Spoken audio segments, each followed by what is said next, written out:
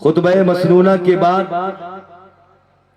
قرآن کی بہت ہی مشہور آیت پڑھنے کا شرف حاصل کیا۔ اللہ فرماتا ہے یا ایھا الذین آمنوا اتقوا اللہ، اے ایمان والو اللہ سے ڈرو اور سچوں کے ساتھ ہو جاؤ۔ یہ میں نہیں کہہ رہا ہوں، نہ اس مدرسے کے کوئی استاد کہہ رہے ہیں، یہ وہ اللہ کا کلام بول رہا ہے جس کے ایک نقطے کا انکار کرنے والا، انکار تو دور کی بات ہے شک کرنے والا مسلمان نہیں رہے۔ وہ کلام کہہ رہا ہے کہ اللہ سے ڈرو اور سچوں کے ساتھ ہو جاؤ۔ آخر سچے ہیں کون؟ کیا کرتا پہننے والا سچا ہے؟ صدری پہننے والا سچا ہے؟ مدرسہ چلانے والا سچا ہے؟ مسجد بنانے والا سچا ہے؟ آخر اللہ نے 1450 برس پہلے تقریباً یہ آیت طیبہ نازل کی اور دوسرے ٹکڑے میں جو آرڈر دیا سچوں کے ساتھ ہو جاؤ، وہ ہیں کون؟ ان علماء ربانین سے پوچھو، اگر ان پہ بھروسہ نہ ہو تو یو پی کے ٹاپر علماء سے پوچھو، اگر ان پہ بھی بھروسہ نہ ہو ہندوستان کے اکابر علماء سے پوچھو، اگر ان پہ بھی بھروسہ نہ ہو تو انگلینڈ اور جاپان کے بڑے بڑے مفتیوں سے پوچھو، اگر ان پہ بھی بھروسہ نہ ہو تو مکہ المکرمہ مدینہ المنورہ کے مفتیوں سے پوچھو، دنیا کے کونے کونے کے مولوی سے پوچھو، ایک ہی جواب ملے گا، اللہ نے جو حکم دیا ہے اس سے کوئی اور مراد نہیں ہے، اس سے مراد اللہ کے نیک بندے۔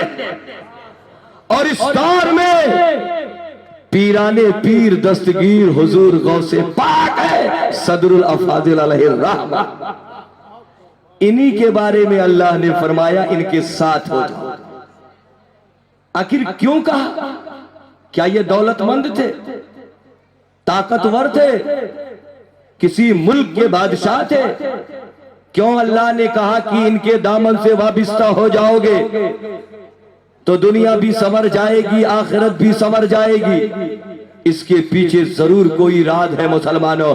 تاریخ کی کتابوں کو پلٹ کر کے دیکھو گے تو آپ کو پتا چلے گا یہ وہ لوگ ہیں جو اپنے لیے نہیں جیتے ہیں، اپنے نبی کی شریعت کو بچانے کے لیے جیا کرتے ہیں۔ یہ وہ لوگ ہیں۔ تھوڑی سی گفتگو غوث پاک کے حوالے سے۔ حضرت غوث پاک 470 ہجری میں پیدا ہوئی، 1444 ہجری ہے، 470 گھٹاؤ 974 برس ہوا۔ 974 برس پہلے جو بیٹا پیدا ہوا نہ آپ کا رشتہ دار ہے، نہ آپ کے خاندان کا ہے، نہ آپ کے صوبے کا ہے، نہ آپ کے ملک کا ہے، نہ آپ کے ایشیا کا ہے، بلکہ یہ بیٹا عربی ممالک ایران کے ایک چھوٹے سے شہر جس کا نام جیلان ہے، وہاں یہ بیٹا پیدا ہوتا۔ 91 سال اس دنیا میں ہم لوگوں کے سامنے زندہ رہا اور آج بھی زندہ ہے۔ آخر اس نے کام کون سا کیا؟ کر کیا گیا کہ آج جگہ جگہ اس کا نام لیا جا رہا؟ ہم زندہ نہیں تھے، ہم پیدا نہیں ہوئے تھے۔ تلسی پور کا بچہ جو آج روڈ پہ گھوم رہا ہے یہ پیدا نہیں ہوا تھا، تلسی پور کا وجود بھی نہیں تھا، لیکن آج اس پیدا ہونے والے شہزادے کا نام کیوں لیا جا رہا ہے؟ 50 سال پہلے باپ اگر مر گیا تو اس کا نام بیٹا لینے کے لیے تیار نہیں ہے، قبرستان بتانے کے لیے تیار نہیں ہے، لیکن جو بیٹا 974 برس پہلے پیدا ہوا ہے آج اس کا نام بھی لے رہا ہے، اس کے غلامی کا پٹا بھی ڈال رہا ہے۔ آخر وہ کام کون کر سے گیا ہے؟ آپ کو سوچنا پڑے گا مسلمانوں۔ آج اگر غوث پاک کا نام لیا جا رہا ہے تو نماز کی بنیاد پہ نہیں لیا جا رہا ہے، تلاوت کی بنیاد پہ نہیں لیا جا رہا ہے، اور کسی اور کی بنیاد پہ نہیں لیا جا رہا ہے، آج غوث کا جو نام لیا جا رہا ہے وہ نبی پاک کے عشق کی بنیاد پہ لیا جا رہا ہے۔ یہ آج نام لینا یہ دلیل ہے کہ میرا غوث کل بھی سچا تھا، آج بھی سچا ہے اور صبح قیامت تک سچا رہے گا۔ اب اس کی افضلیت دیکھو، آخری رات آئی ولادت کی، باپ بستر پہ سونے کے لیے گئے، مدینے والے آقا خواب میں تشریف لائے، ارشاد فرمایا ابو صالح تیرے آنگن میں ایک بیٹا پیدا ہونے والا ہے جو میرا بیٹا ہے اور میرا محبوب ہے۔ اب جس کو آقا اپنا بیٹا کہہ دے اس کی حیثیت کیا ہوگی دنیا کا مولوی نہیں بتا سکتا ہے۔ آگے بڑھو، میں سمجھانے کی کوشش کر رہا ہوں۔ جب میرے غوث 1 سال کے ہوتے ہیں، 1 سال کا بچہ چل نہیں پائے گا، نہ بول پائے گا، نہ اٹھ پائے گا، نہ اپنی ضروریات کو بتا سکتا ہے۔ عزیزان ملت اسلامیہ، جب 1 سال کے میرے غوث ہوتے ہیں تو آپ کی والدہ ماجدہ تو دودھ پلاتی ہی ہے، مزید دودھ پلانے کے لیے آپ کے گھر والے ایک دائیا کو رکھتے ہیں دودھ پلانے کے لیے۔ یہ عرب کے سرداروں کے گھٹی میں پلا دی گئی تھی کہ ماں کے علاوہ دائی بھی دودھ پلائے گی۔ جب نبیوں کے سردار آمنہ کے لال دنیا میں تشریف لائے تو حضرت آمنہ نے تو دودھ پلایا ہی ہے، لیکن مزید دودھ پلانے کے لیے حضرت حلیمہ سعدیہ کو بھی رکھا گیا ہے۔ ایسے میرے غوث کو ان کی ماں نے تو دودھ پلایا ہے، مزید دودھ پلانے کے لیے بغداد کی ایک عورت کا انتخاب کیا جاتا ہے۔ وہ عورت جب آپ کے آنگن میں آتی ہے اور آپ کو اپنے گود میں لے کر کے جب اپنے جھوپڑی میں جاتی ہے لے کر کے، تاکہ ان کو نہلاؤ دھلاؤ کپڑا پہناؤ اور دودھ پلا کر کے ان کی تربیت کرتی رہو، اس رضائی ماں کا بیان ہے کہ جب 1 سال کے عبد القادر کو لے کر کے جب میں اپنے جھوپڑی میں گئی، نہلاتی دھلاتی کپڑا پہناتی اور کھلے آسمان کے نیچے صبح کے وقت جب چارپائی پر اپنے آنگن میں عبد القادر کو لٹا دیتی تاکہ میرا بیٹا کھلے آسمان کے نیچے آرام کرے کھیلے اور میں بغل میں بیٹھ کر کے نگرانی کرو۔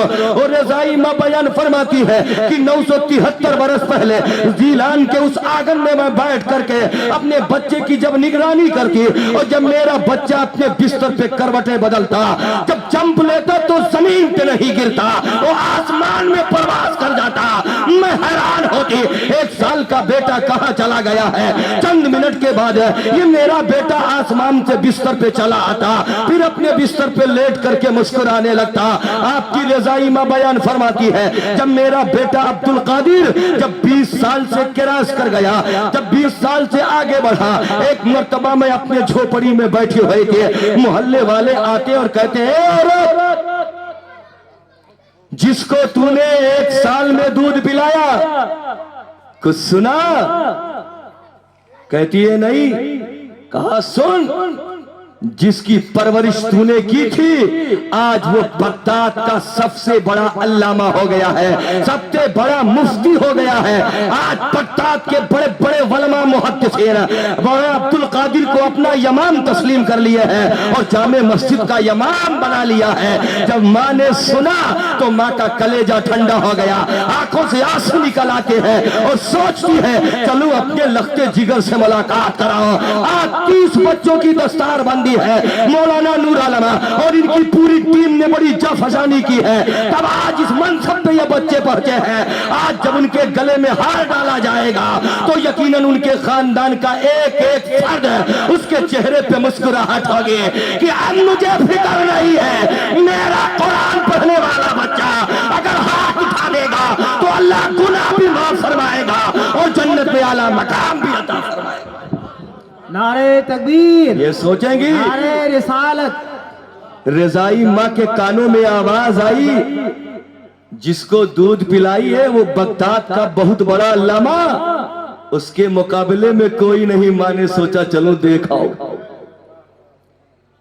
اس آسمان کے نیچے زمین پہ اوپر پورے اسٹیج کے اندر پورے تلسی پور کے علاقے میں اپنے سے بڑا کوئی کسی کو نہیں دیکھنا چاہتا ہے، چچا بھتیجے کو نہیں دیکھنا چاہتا، بھائی بھائی کو نہیں دیکھنا چاہتا، ایک خاندان دوسرے خاندان کو نہیں دیکھنا چاہتا، لیکن قربان جاؤ اسی آسمان کے نیچے اللہ نے باپ کو پیدا فرمایا ہے، ماں کو پیدا کیا ہے، جو اپنے سے اونچا اپنی اولاد کو دیکھنا چاہتے ہیں۔ اگر اس کی زندگی میں اس کا بیٹا کامیاب ہو گیا تو باپ کہتا ہے بڑھاپے کا سہارا مل گیا۔ ماں نے سنا تو رو دی، چلوں دیکھ آؤں بیٹے کا مرتبہ۔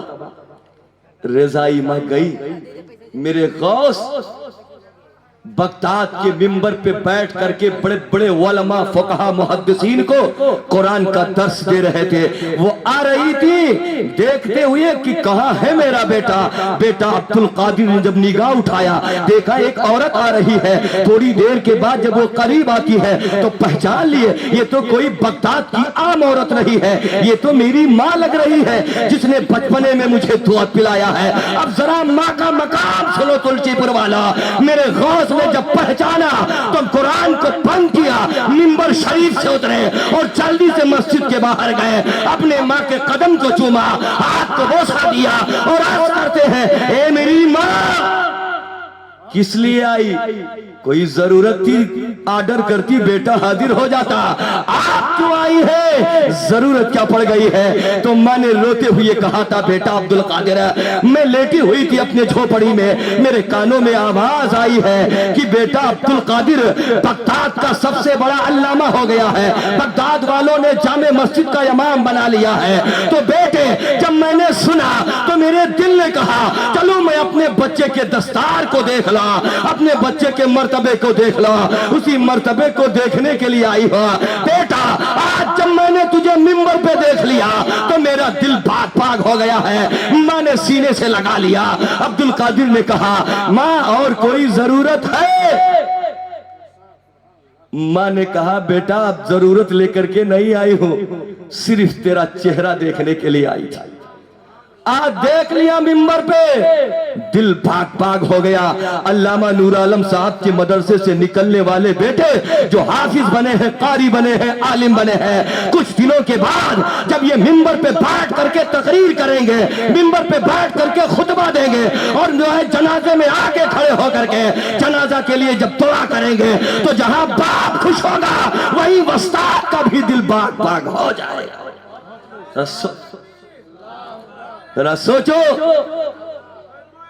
لوگوں نے سوچ لیا ہے کہ صرف اس کا فائدہ باپ کو ہی ملے گا، اس لیے کہ حدیث پاک میں ہے جس کا بیٹا حافظ قرآن ہو جائے میدان محشر میں اس کے سر پہ تاج رکھ دیا جائے گا، صرف باپ کا مرتبہ بلند ہوتا ہے۔ نہیں مسلمانوں، میرا تو ضمیر یہ کہہ رہا ہے کہ اگر آپ کے مدرسے سے نکلنے والا بیٹا پوری دنیا کے کسی کونے میں اگر جا کر کے قرآن کا درس دے گا اور اس کے موبائل پہ اگر رنگ ٹون بج گیا یا آ گیا میسج کہ میرے وسطات کا انتقال ہو گیا ہے، اگر وہ بنگال کی کھاڑی میں رہے گا، اگر میسج پڑھ لیا اور اسی مسلح پہ بیٹھ کر کے اگر دعا کر دیا تو جتنے وسطات ہوں گے اللہ سارے وسطات کو معاف فرما دے گا۔ جہاں بھی ہوں گے دعا کریں گے۔ تو ماں نے سوچا دیکھ تو لوں بیٹے کا مرتبہ۔ عبدالقادر نے کہا ماں کوئی ضرورت ہو تو بتاؤ۔ ماں نے کہا کوئی ضرورت نہیں، چلنے لگی۔ رضائی ماں نے کہا بیٹا ایک سوال ہے۔ عبدالقادر نے 973 برس پہلے فرمایا ماں پوچھ۔ کہا بیٹا ذرا یہ بتاؤ کہ جب میں آپ کے ماں کے گود سے لے کر اپنے یہاں آئی تھی جھوپڑی میں تجھے نہلانے دھلانے کپڑا پہنانے تربیت کرنے کے لیے، جب میں نہلا کر کے اپنے آنگن میں کھلے آسمان کے نیچے سورج کی شعاع میں جب میں تجھے لٹا دیتی اور بغل میں بیٹھ کر کے نگرانی کرتی تو بیٹا میں دیکھتی کہ تو جب جمپ لیتا تو تو آسمان میں غائب ہو جاتا تھا، آسمان پہ سیر کرنے چلا جاتا۔ اے بیٹا آج یہ بتا کیا اب بھی تو آسمان پہ جا سکتا ہے؟ بیٹے عبدالقادر نے جب اپنے ماں کے سوال کو سنا تو مسکرا کر کے جواب دیتے ہیں اے میری ماں نہیں اب میں آسمان پہ نہیں جاؤں گا۔ ماں نے جب بیٹے کا جواب سنا تو ماں نے پلٹ کر کے پوچھا اے بیٹا کیا تیرا پاور کم ہو گیا ہے، تیرے بازو کی قوت کم ہو گئی ہے کہ اللہ نے تیرے پاور کو چھین لیا ہے؟ آخر تو آسمان پہ اب کیوں نہیں جا پائے گا؟ جب تو 1 سال کا تھا में प्रवास करता था, आज तू आसमान पे क्यों नहीं जा पाएगा? आज आपका बेटा पायलट बन जाता है तो आपका कदम जमीन पे नहीं पड़ता है। आज आपका बेटा 99 प्लस पॉइंट नंबर लाता है तो चौराहे पे तस्वीरें लगा दी जाती है, महीनों स्क्रीनशॉट पे दिखाया जाता है। अब्दुल कादिर से मां ने पूछा, अब तू आसमान पे क्यों नहीं जा पाएगा? क्या अल्लाह ने तेरे मर्तबे को, तेरे पावर को छीन लिया है? तो बेटे ने मुस्कुरा करके जवाब दिया था बगदाद की सरजमीन से, ए मेरी रसाई माँ, वो तो मेरा बचपना था, आज अल्लाह ने मुझे जवान कर दिया है, वो तो मेरे बचपने का पावर था। ए मेरी माँ, न मेरे बाजू की ताकत कम हुई है, न मेरा मर्तबा कम हुआ है, न अल्लाह ने मेरा पावर छीना है। ए माँ, आज तेरे बच्चे को अल्लाह ने वो मर्तबा दिया है कि अब बेटे को आसमान पे जाने की जरूरत नहीं है। अब तेरा बेटा इसी जमीन से उंगली का इशारा करता है तो सूरज कदमों में चला आता है, चांद कदमों में चला आता है, सलाम करता है, इजाजत लेता है, परमिशन मिलता है, तब जाकर के पूरब में तुलू होता। नारे तकबीर, नारे रिसालत, कॉन्फ्रेंस। ये पावर तेरे बेटे का है, इसलिए फख्र करो तुलसीपुर के नौजवानों, अराकीने मदरसा, तुम ऐसी खेती लगा रहे हो जिससे वो फल निकलने वाला है, और वो फल ऐसे को मानने वाला है जो आसमान पे नहीं जाता है, आसमान को एक तरफ इशारा करता है तो डूबा हुआ सूरज चला आता है, आसमान का चांद आता है, सुबह निकलने से पहले आसमान का सूरज निकल के आता है, हजरत अब्दुल कादिर के कदम का बोसा देता है, इजाजत मांगता है, जब अब्दुल कादिर का इशारा होता है तब जाकर के पूरब में तुलू होता है। हम किसी बेईमान के मानने वाले नहीं है, किसी गद्दार नेता के मानने वाले नहीं है, किसी जालिम बादशाह के मानने वाले नहीं है, अरे हम उस बादशाह के मानने वाले हैं जो आसमान को कदमों में बुला लिया करता है। सुभान अल्लाह, बहुत खूब। फख्र करो, वक्त की किल्लत दामनगीर है, ये मदरसा नईमिया, इसका मतलब सैयद नईमुद्दीन मुरादाबादी की तरफ मंसूब है। बेशक। जान ही रहे हो? अब जरा आगे बढ़ो, पूरा मजमा मुझे बताए, इन फारिगीने जामिया को गवाह बना करके, इसलिए कि हमें अपनी इबादत पे भरोसा नहीं है, हमें इन्हीं तालिबाने उलूम नबविया को भरोसा है जहां मैं पढ़ाता हूं। अगर इन तलबा ने सुना मेरे वस्ताद का इंतकाल हो गया, अगर ये दुआ कर देंगे तो अल्लाह मेहमान रसूल की दुआ को रद्द नहीं फरमाता है, बड़े से बड़ा पापी होगा। ईमान अगर सलामत है तो इनके दुआ से अल्लाह मुझे माफ फरमा देगा। उठाओ तारीख, आज लफड़ा खड़ा हो गया कि गौसे पाक कुछ दे सकते हैं कि नहीं, अल्लामा सैयद नईमुद्दीन मुरादाबादी कुछ दे सकते हैं कि नहीं। पूरा मजमा बताया आज कि गौसे पाक के पास ये पावर है कि नईमिया वाले आज मांग ले कि मेरे मदरसे में मसलके आला हजरत के वफादार जन्म ले, तो क्या गौसे पाक दे पाएंगे? दे पाएंगे? हाथ उठाकर बताओ कि है पावर, और हाथ उठाओ ऊपर कहो या गौसल मदद। दे पाएंगे ना?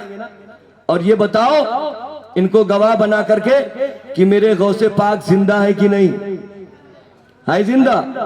और अगर पुकारो इस मदरसे के स्टाफ वाले तो नईमिया में आएंगे गौसे पाक की नहीं। अब अगर कोई कहे कि नहीं, वो नहीं सुन पाएंगे, ना यहां आएंगे, ना जिंदा है, तो बताओ वो आपका चचा हो सकता है, आपका मामू हो सकता है, आपका बहनोई हो सकता है, आपका खालू हो सकता है, आपका वस्ताद हो सकता है, आपका सदर हो सकता है, आपका मैनेजर हो सकता है, आपका मेंबर हो सकता है। अगर गद्दार है तो ऐसे मैनेजर की जरूरत नहीं है, ऐसे सदर की जरूरत नहीं है, ऐसे प्रिंसिपल की जरूरत नहीं है, ऐसे बहनोई की जरूरत नहीं है। मुझे तो वो चाहिए जो इमाम अहमद रजा वाला हो, गौसे पाक का सच्चा वफादार। उठाओ तारीख, दूर मत जाओ, यहीं से उठो, बरेली शरीफ चलो जो हमारा मरकज है। सारे सवालों का जवाब वहीं रखा है।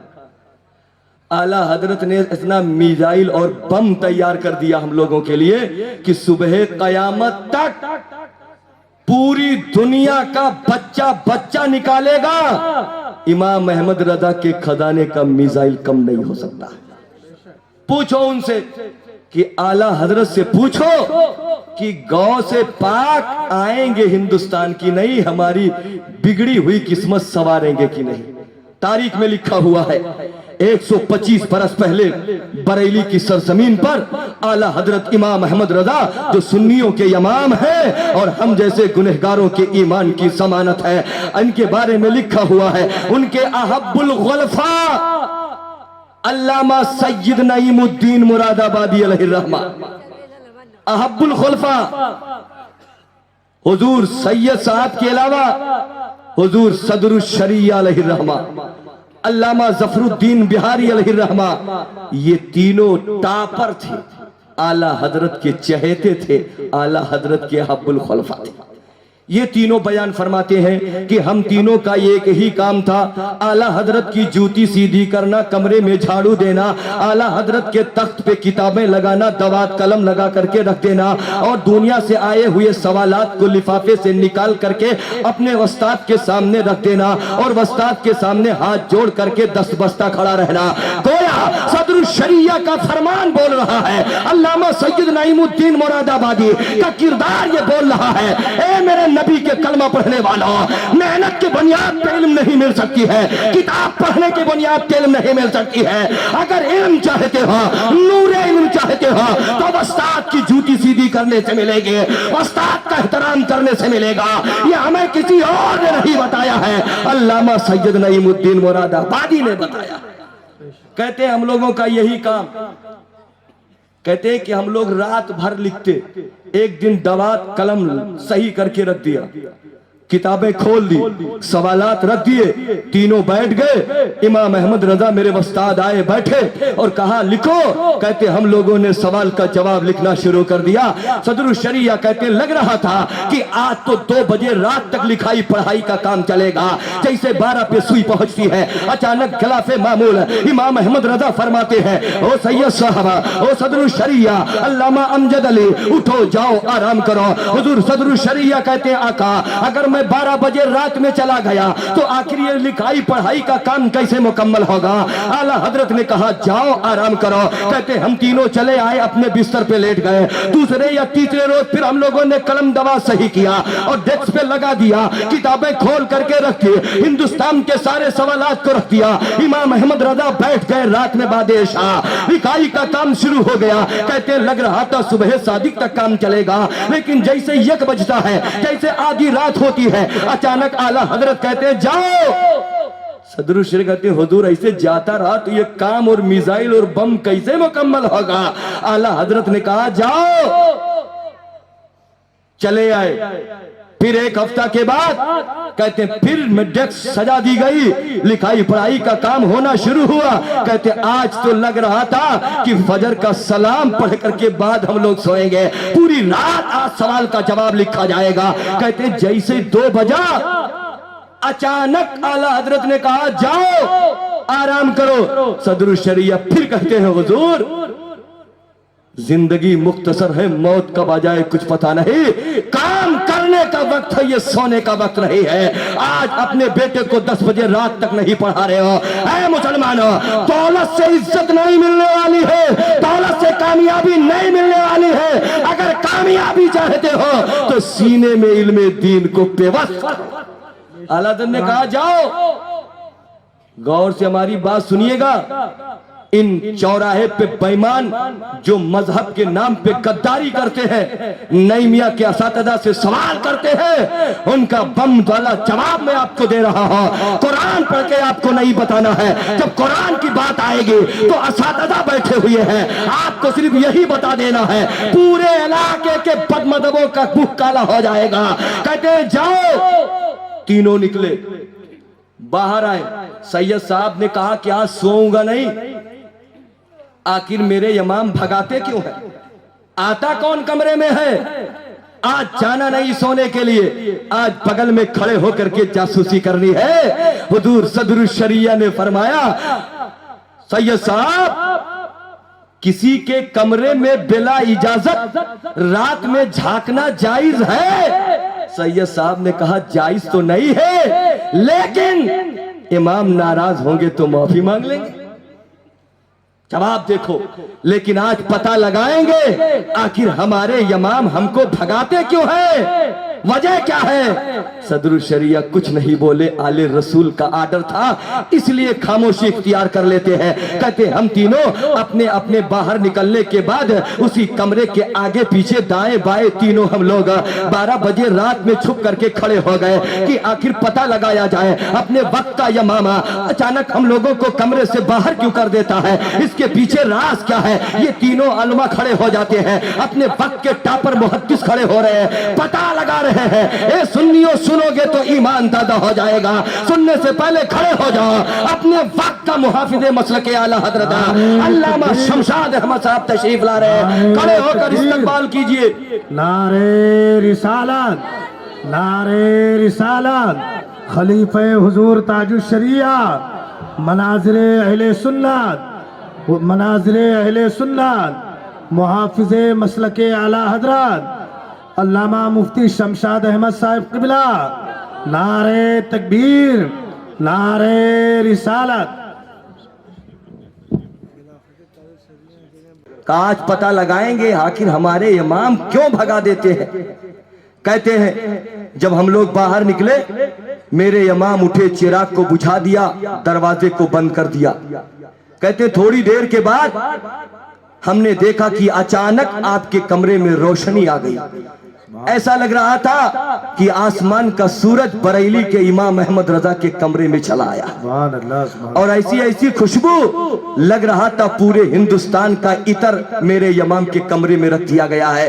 कहते हैं हम लोगों ने जब देखा कि रात में उजाला कैसे, आगे बढ़े गए तो उस दौर में इमाम अहमद रजा के कमरे में जो पल्ला लगा हुआ था वो एक वाला नहीं था, 2 वाला था। उसको बंद कर दिया जाए, अंदर चिराग जला दी जाए और अगर झांक करके देखा जाए तो अंदर की कैफियत कुछ ना कुछ नजर आ जाती है सुराग से। कहते हैं जब हम लोगों ने झांका तो देखा कि आपके बिस्तर पे कोई लेटा हुआ है, ठंडक का जमाना है, लिहाफ ओढ़े हुए हैं और अपने वक्त का मुहद्दिस है, अपने वक्त का सबसे बड़ा फकीह है इमाम अहमद रजा पैर की जानिब बैठ करके पैर दबा रहे हैं, आपस में दोनों बातें कर रहे हैं। लेकिन हमें बात समझ में नहीं आ रही है कि ये अरबी में गुफ्तगू हो रही है कि फारसी में गुफ्तगू हो रही है कि इंग्लिश में गुफ्तगू हो रही है कि इमरानी जबान में गुफ्तगू हो रही है कि मलयालम में गुफ्तगू हो रही है कि जापानी में गुफ्तगू हो रही है। कह रहे हमें बात तो नहीं समझ में आती, लेकिन गुफ्तगू इतनी अच्छी थी कि दिल कह रहा था पूरी रात सुनता रहो। इसको तुलसीपुर वाले ऐसे समझो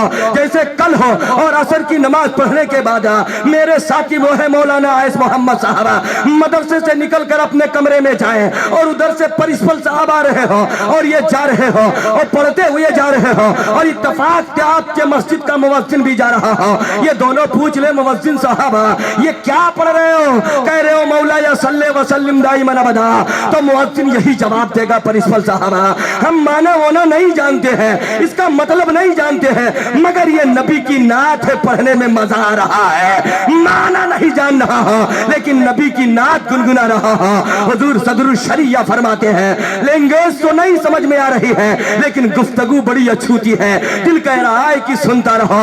थोड़ी देर के बाद हम लोग बाहर निकल करके खड़े हो गए।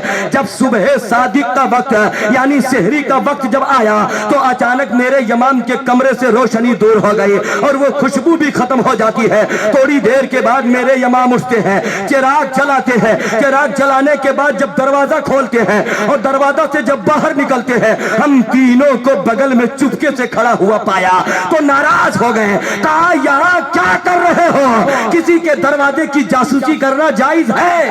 अल्लामा सदरुल शरिया फरमाते हैं मैं तो डर गया, पीछे हटा। आले रसूल हुजूर सैयद नईमुद्दीन मुरादाबादी थे, ये आले रसूल थे, इनका जमाना कद्र करता है। ये आगे बढ़े अर्ज करते हैं मैं आले रसूल हूँ हुजूरा, मैंने कहा था आज खड़े हो जाओ और मालूम करो इमाम भगाते क्यों हैं। हुजूर गलती हो गई तो माफ फरमा दीजिए, आज तक मैंने जिद नहीं की है, आज बताना पड़ेगा ये आपके कमरे में आता कौन है। जब ये सुनते हैं सवाल इमाम अहमद रजा तो रोने लगते हैं, आपकी दाढ़ी मुबारक तर हो जाती है, सिसकियां बच जाती है। थोड़ी देर के बाद इमाम अहमद रजा फरमाते हैं ए मेरे शागिर्दों, हिंदुस्तान का जब मौलवी फंसता है तो कहीं नहीं जाता है, سیدھے بریلی میں میرے پاس آتا ہے. احمد رضا اس سوال کا جواب کیا ہے؟ جب انگلینڈ کا مفتی پھنستا ہے تو بریلی آتا ہے, امریکہ کا مفتی پھنستا ہے تو بریلی آتا ہے, برطانیہ کا مفتی پھنستا ہے تو بریلی آتا ہے, بنگال کا مفتی پھنستا ہے تو بریلی آتا ہے, ارے مکہ کا مفتی پھنستا ہے تو بریلی کی جانب لو لگاتا ہے, مدینہ کا مفتی پھنستا ہے تو امام احمد رضا کی بارگاہ میں سوال کرتا ہے. اے میرے شاگردو, جو سوال جانتا ہوں وہ تو بتا دیتا ہوں, اور جو نہیں جانتا ہوں تو میں لا وارث نہیں ہوں, میرا بھی تو کوئی ہے. جب میں بریلی کی ٹوٹی ہوئی چٹائی پر پھنستا ہوں تو کسی اور کا سہارا نہیں لیتا ہوں, آواز دیتا ہوں پیرانے پیر کو, اے میرے پیر, آپ کا دیوانہ بریلی میں پھنس گیا ہے, سوال کا جواب نہیں معلوم ہے, ادھر آواز دیتا ہوں, میرا پیر بغداد سے چلتا ہے, بریلی آتا ہے, میرے بستر پہ لیٹ جاتا ہے, میں پیر دباتا ہوں, سوال کرتا ہوں, سارے سوالوں کا جواب معلوم کرنا. اللہ سبحان اللہ, ماشاء اللہ, سبحان اللہ, سبحان اللہ, یا رسول اللہ. اب بتاؤ, اگر یہ میرے گاؤں زندہ نہ ہوتے تو بتاؤ ہندوستان کیسے آتے؟ اگر پاور نہ ہوتا تو امام احمد رضا کے سوال کا جواب کیسے دیتے؟ اگر سنتے نا تو 3000 کلومیٹر کی بات کیسے سن لیتے؟ یہی تو ہمارا ایمان ہے, یہی تو ہمارے امام کا بھی امام ہے کہ میرے غوث کو وہ پاور ہے جسے جو چاہے عطا فرما دے. تو دونوں ہاتھ اٹھا کر یا رسول اللہ, آخری بات, جیسے بیج ڈالو گے ویسے پھل کاٹو گے. اپنے لڑکوں کو رشوت کھلاؤ گے تو یزید کا وفادار ہوگا, حسین کا وفادار نہیں ہوگا. بھائی کا حق مارو گے تو نمازی نہیں ہوگا, مسجد کا غدار ہوگا. جیسے بیج ویسے پھل. بغل میں کھیت ہے, دھان کا فصل لگا ہے, 4 مہینے سے کسان اسی کی رکھوالی کرتا ہے. آج اگر اس کا بیٹا جائے اور کہے گیہوں کاٹ کے لاؤں گا, علامہ نور عالم کہے پاگل تو نہیں ہو گیا, ابے یہ دھان ہے, دھان ملے گا, گیہوں نہیں. اب اگر تلسی پور کا پاگل کہے کہ میں نہیں مولانا گیہوں کاٹوں گا, آپ کا دماغ خراب ہو گیا ہے, تو یہ اساتذہ سمجھ جائیں گے اس کی چوڑی مس ہو گئی, اس کو گورکھپور کے بیری ڈاکٹر کے شاٹ کی ضرورت ہے. بھاگ کر کے ماں کے پاس جائیں گے, کہیں گے تیرا بیٹا پاگل ہو گیا ہے. ماں کہے گی مولانا تم پاگل ہو گئے ہو, میرا بچہ تو ابھی ناشتہ کر کے گیا ہے. جب مولانا پورا واقعہ بتائیں گے تو ماں سمجھ جائے گی چوڑی مس ہو گئی ہے. وہی ماں جو گیلے بستر پہ سوتی ہے, بچے کو سینے پہ سلاتی ہے. وہی ماں جو اپنے پیٹ پہ پتھر باندھتی ہے لیکن بچے کو بھوکا نہیں دیکھتی ہے. وہی ماں زنجیر نکال کر کے دے گی, مولانا لے جاؤ جلدی زنجیر ڈال دو, اس لیے کہ گیدھان کی کھیت میں گیہوں نہیں کاٹا جا سکتا ہے. اب مجھے کہہ لینے دیا جائے, ملٹی میڈیا موبائل دکھوا کر کے امام حسین کا غلام نہیں پیدا کیا جا سکتا ہے. 24 انچ کا ٹی وی دیکھ کر کے صدر الشریعہ کا وفادار نہیں مل سکتا ہے. پینٹ شرٹ اپنی بیویوں کو پہنا کر کے حضرت فاطمہ الزہرا کی کنیز والی بچی نہیں مل سکتی ہے, اور جو ہے نقاب پہن کر کے تلسی پور کے چوراہے پر اجنبی مردوں سے دھکا کھا کر کے تم کبھی نمازی اولاد نہیں پیدا کر سکتے ہو. اگر چاہتے ہو کہ میرا بیٹا امام احمد رضا کا غلام ہو جائے, تاج الشریعہ کا عاشق ہو جائے, اور خواجہ غریب نواز کے در کا فقیر ہو جائے, اور جو ہے حضور صدر الشریعہ کا وفادار ہو جائے, تو اے تلسی پور کے نوجوانوں, ایک ہاتھ میں قرآن لینا پڑے گا, دوسری ہاتھ میں نبی کی شریعت لینی پڑے گی. اس کی روشنی میں جب تمہاری بیوی 9 مہینہ کی زندگی کاٹے گی, 9 مہینہ کے بعد جب تلسی پور کے علاقے میں جو بچہ پیدا ہوگا وہ امام احمد رضا تو نہیں ہوگا لیکن ان کا غلام پیدا ہو جائے گا. خواجہ غریب نواز تو نہیں آئیں گے لیکن ان کے غلام ضرور پیدا ہو گئے. خواجہ غریب نواز کے علاوہ اب تو غوث پاک نہیں آئیں گے لیکن ان کا غلام ضرور پیدا ہوگا. تاج الشریعہ نہیں آئیں گے لیکن ہمارے علاقے میں ان کا غلام ضرور پیدا ہوگا. اب کہہ لینے دیا جائے, اگر غوث کا غلام آ گیا تلسی پور میں, اگر امام احمد رضا کا عاشق آ گیا, تو پورے علاقے میں وہابیت کا جنازہ نکل جائے گا, سنیت کا جنازہ نکل جائے گا, اور مسلک اعلی حضرت کا بول بالا ہو جائے گا. اس لیے قرآن پڑھو, پڑھاؤ, اپنے اولاد کو حافظ قرآن بناؤ. اور یہ جو مدرسہ دیکھ رہے ہو, جس دن یہ مدرسہ مٹ گیا سمجھ لینا جنازہ پڑھنے والا نہ ملے گا, فاتحہ کرنے والا نہ ملے گا, جنت کی دعا کرنے والا نہ ملے گا. احسان ہے اس مدرسے کا جو ایسا جوہر آپ کو دے رہا ہے جو دنیا میں بھی آپ کی ضمانت ہے، قبر میں بھی آپ کی ضمانت ہوگی۔ استغفر اللہ ربی من کل ذنب واتوب الیہ۔ اگر بولنے میں غلطی ہوئی ہو سارے لوگوں کو حاضر و نادر بنا کر توبہ کرتا ہو۔ استغفر اللہ ربی من کل ذنب واتوب الیہ۔ السلام علیکم ورحمۃ اللہ وبرکاتہ۔